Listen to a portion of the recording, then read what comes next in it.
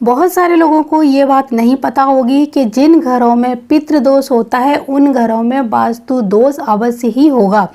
आपको यकीन ना हो तो अपने घर के सिम्टम्स और जो पितृदोष के सिम्टम है उन्हें मैच करके देख लीजिए।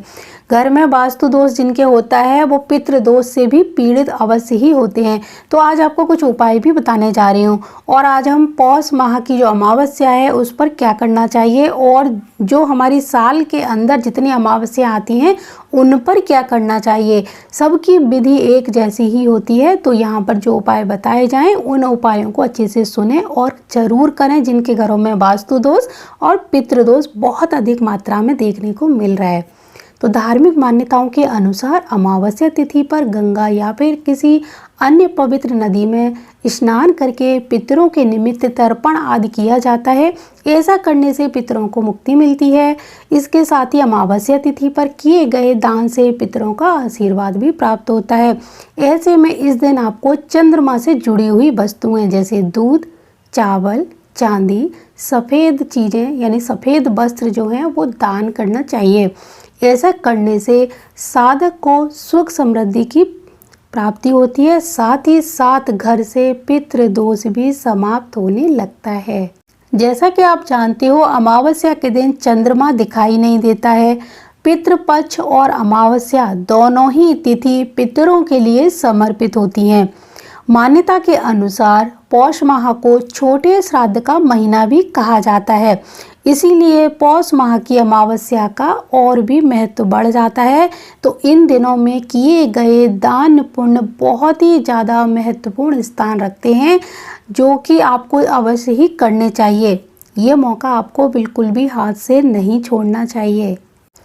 आइए जानते हैं पौष अमावस्या के दिन किस तरह से हम अपने पितरों को खुश कर सकते हैं।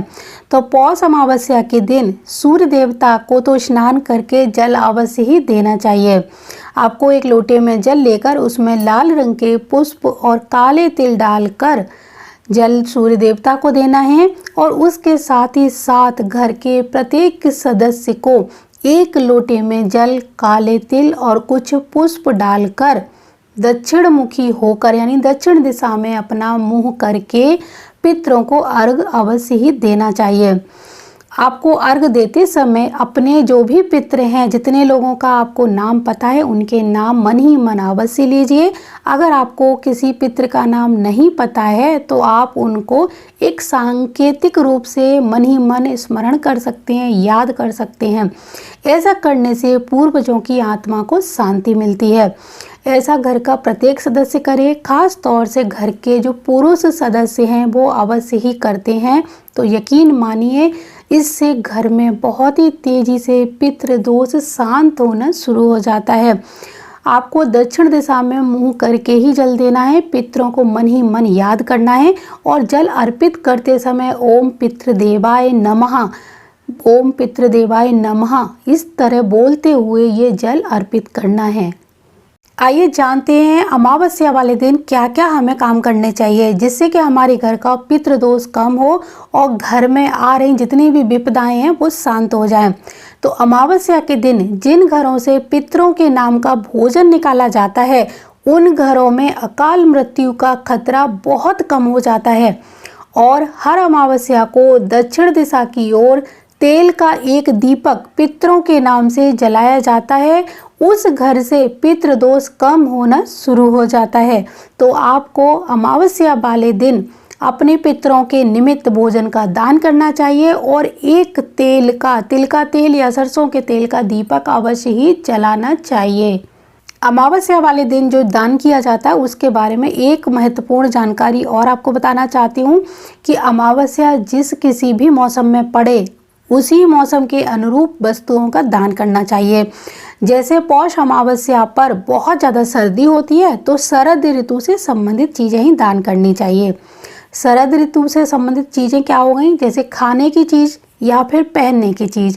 तो खाने की चीज़ मूंगफली, गुड़, तिल, गज्जक इस तरह की गरम गरम जो चीज़ें हैं जो हमारी सर्दी में शरद ऋतु में ही ये चीज़ें आती हैं, मौसमी फल भी हो सकते हैं, इनका दान करें।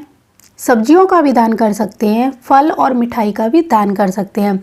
इसी तरह पहनने वाली चीज़ों में कंबल, रजाई, गद्दे, हमारे स्वेटर हो गए, पैर के, हाथ के जो ग्लव्स होते हैं वो आप दान कर सकते हैं।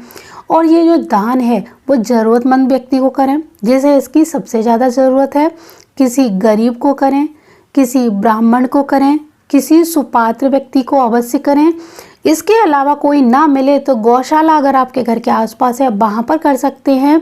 आप किसी आश्रम में भी इस तरह की चीज़ों का दान कर सकते हैं। कोई वृद्धा आश्रम है, कुष्ठ आश्रम है, अनाथालय होते हैं, उनमें भी आप दान कर सकते हैं।